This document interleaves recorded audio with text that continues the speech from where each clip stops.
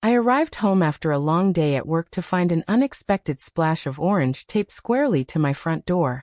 At first, I thought it was a flyer or a delivery notice, but the bold black print quickly set my heart racing. The HOA was accusing me of illegally discarding old tires behind my garage.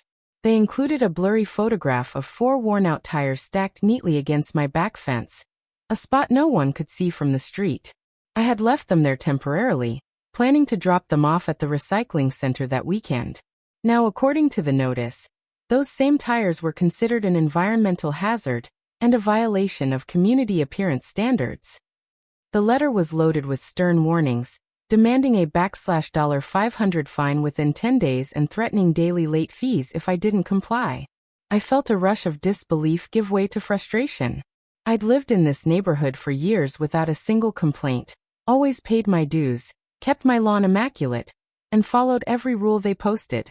Yet here they were, treating me like a negligent troublemaker over something as harmless as 4 stacked tires. I walked to the side yard and stared at them, still neatly arranged, not leaking or rotting, just waiting for a Saturday errand. The whole accusation felt like a power play rather than a legitimate concern. Clutching the notice, I knew I couldn't simply hand over money to appease them. Something inside me hardened. A quiet certainty that this battle wasn't ending with a check. The HOA meeting that evening was already buzzing when I walked into the cramped community center. Folding chairs scraped the linoleum as neighbors whispered, some flipping through printed agendas while others eyed me with mild curiosity. I carried a folder of evidence, photos, dates, even the receipt for my upcoming recycling appointment, determined to show that the accusation was ridiculous. When my name was called, I stepped to the front and calmly explained that the tires were stacked on my private side yard, not visible from the street, and scheduled for proper disposal.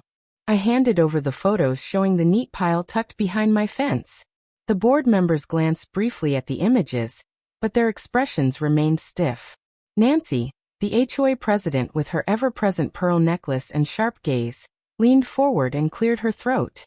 "Regardless of intent," she said, "those tires create an eyesore and a potential breeding ground for pests. Our regulations are clear: no unsightly items stored outdoors." Her gavel tapped the table as if punctuation to her final word. I argued that there was no smell, no standing water, and no public view, but every sentence I offered seemed to strengthen their resolve.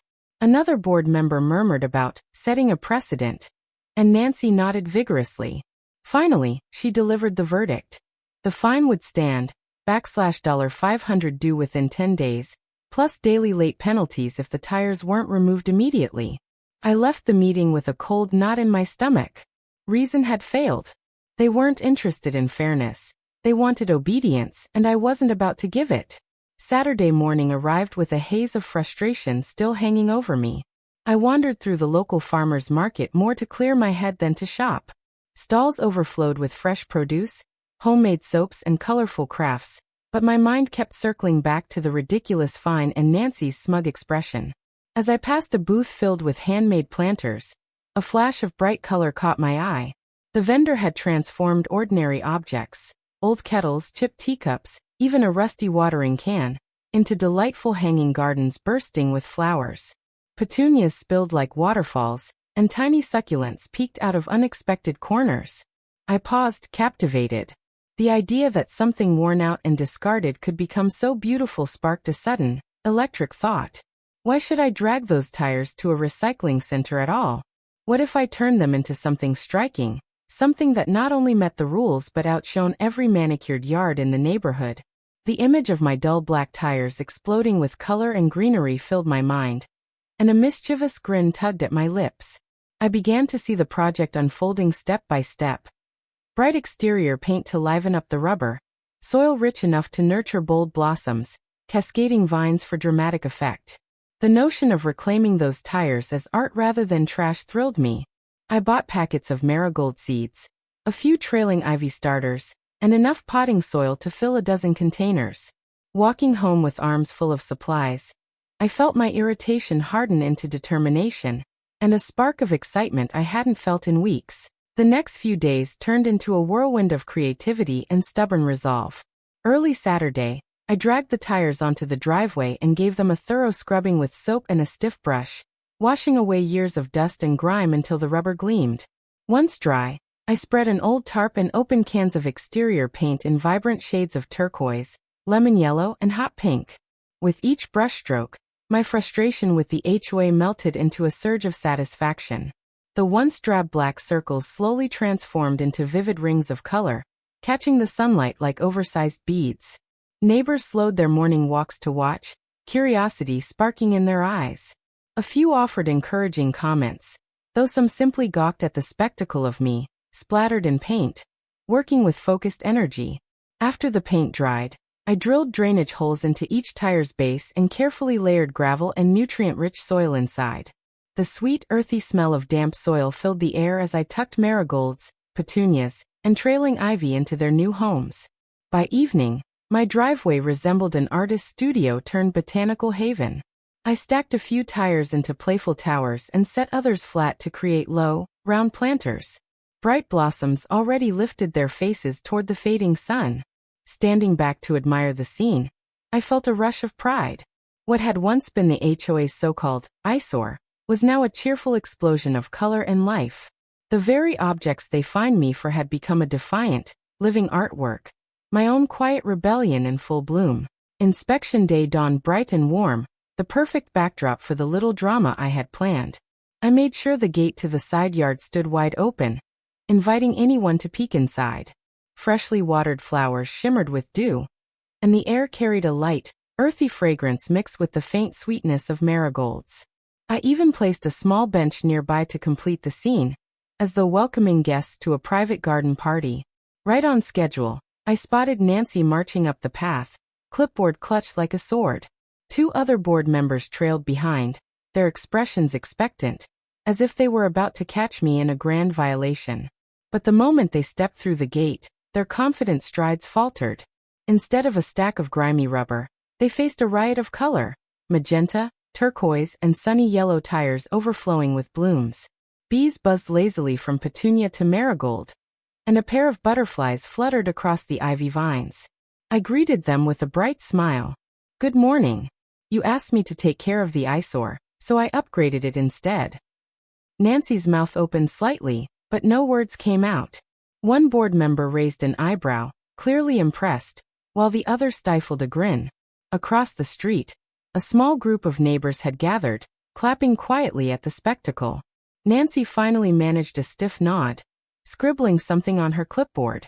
She offered no congratulations, but her frown said everything. I had followed the rules in my own way, and she couldn't find a single thing to fault. Word of my colorful tire garden traveled faster than I expected. That very afternoon, a neighbor named Carla snapped a few photos and posted them on our community social media page with the caption, "Turning HOA lemons into lemonade." By evening, the post had exploded with likes and comments. People from neighboring streets chimed in, praising the creativity and laughing at the irony of the HOA's original complaint. Messages flooded my inbox asking how I painted the tires so smoothly, or what kind of soil I used for the marigolds. It seemed my little project had struck a chord with anyone who'd ever felt micromanaged by a neighborhood board. Within a day, local gardening enthusiasts began stopping by in person. Some came to take photos. Others brought their kids to marvel at the vibrant display. I found myself giving impromptu tips on painting rubber, layering gravel for drainage, and selecting hardy flowers for sunny spots. A local blogger even wrote a short feature about the tire garden that tamed an HOA, which quickly spread across other neighborhood groups. Meanwhile, the HOA board grew noticeably quieter. Nancy, who normally filled community forums with stern reminders about property standards, remained conspicuously absent from online discussions. The contrast was delicious. While she had tried to shame me with a fine, the entire neighborhood now applauded my upcycled paradise. Each visitor and every cheerful comment felt like a small victory, proof that creativity and a bit of defiance could outshine the dull gray of strict rules. The next HOA meeting had a completely different atmosphere from the tense confrontation just weeks earlier.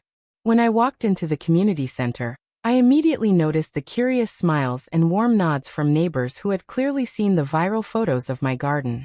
The usual hush before the gavel dropped was replaced by a low buzz of conversation, sprinkled with words like beautiful, creative, and inspiring. Even a few board members who had supported the find seemed friendlier, though they avoided my direct gaze. Nancy sat at the front, pearl necklace gleaming under the fluorescent lights. She cleared her throat with a little more hesitation than usual. "Before we begin," she said, "I'd like to address the matter of decorative reuse of personal items on private property."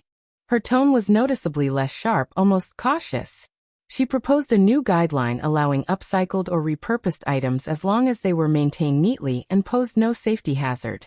A few residents clapped before she even finished. During the open comment period, several neighbors took turns thanking me for beautifying the neighborhood and sparking ideas for their own creative projects. One elderly gentleman proudly announced he planned to make a birdbath from an old wheelbarrow. When the vote came, the board unanimously passed the updated rule and officially rescinded my $500 fine. Nancy's tight smile barely masked her frustration, but she had no choice. The neighborhood had spoken, and this time the board had to follow. I left the meeting feeling a quiet, triumphant satisfaction. Months later, the once bare side yard had blossomed into a full-fledged sanctuary. The tires, now weathered slightly by sun and rain, looked even more charming with their softened colors and lush greenery spilling over the edges. Marigolds stood tall beside cascading ivy, and butterflies flitted from bloom to bloom while bees hummed lazily in the warm afternoon air.